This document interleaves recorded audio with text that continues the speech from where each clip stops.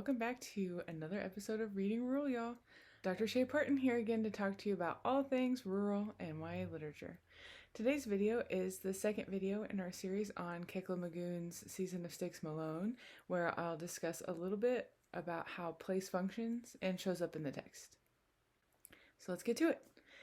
The typical understanding of rural people is that they are a monolithic white population.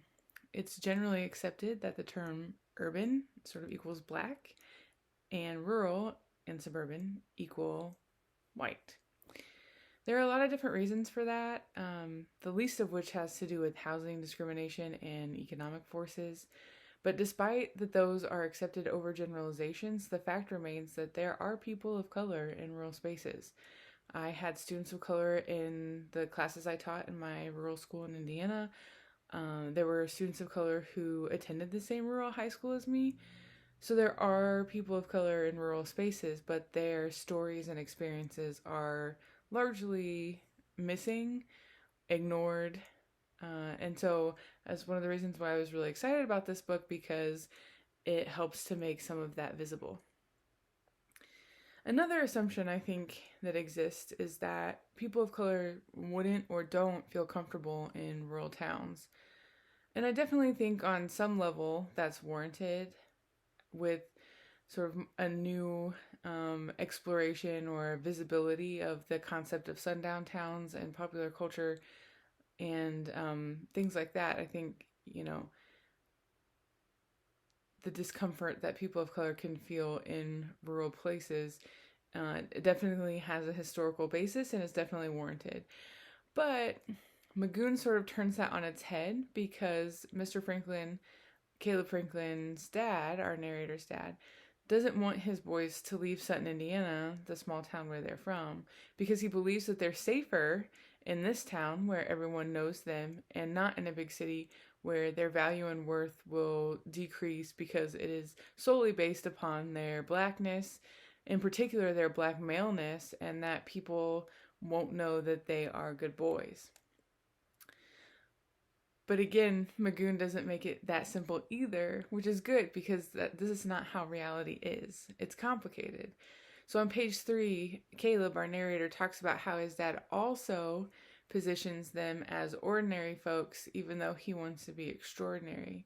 And then on page 11, he recounts his dad going to the hall, which is the social space of their town, even though he doesn't like to, because he believes being seen in the community reminds folks that they are good people.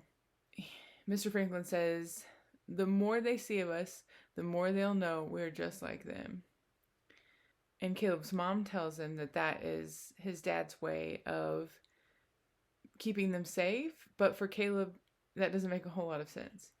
So on the one hand, it does seem that the family may face some challenges related to their blackness in this small town, but on the other hand, Mr. Franklin also says that the world is a dangerous place. We're safe here.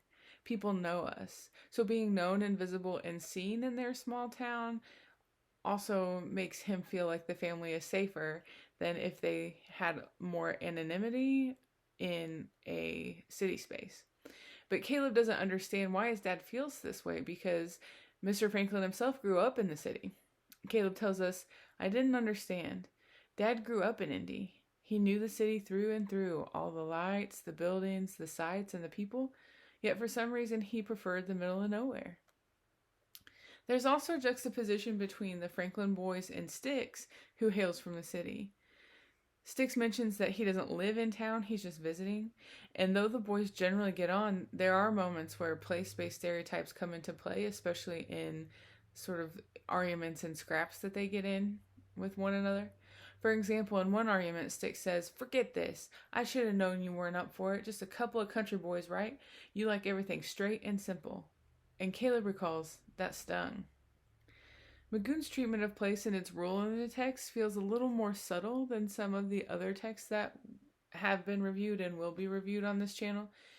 For example, in The Serpent King and Sadie, place is almost a character in and of itself. But here, place kind of takes more of a backseat to the plot of the story. It's there and ever present, but it's not as in your face as in some of the other texts. This positioning, I think, invites important questions about craft, especially concerning how and why authors choose to build and feature the places of their text in particular ways, as well as what impact that has on the reader. I'll talk a little bit more about that in the next video, which will discuss my personal reactions as a rural reader to the text. I hope this video gives y'all a taste of how place functions in the text and how that might be useful for you and your students. I hope you'll pick it up if you haven't already. Thanks for being here. Hope to see you next time where I'll discuss my personal reactions to the text. Y'all come back now, would ya? Oh, and if you're interested in learning more about or finding support for teaching rural YA literature, please check out my website, Literacy in Place. The link is in the description below.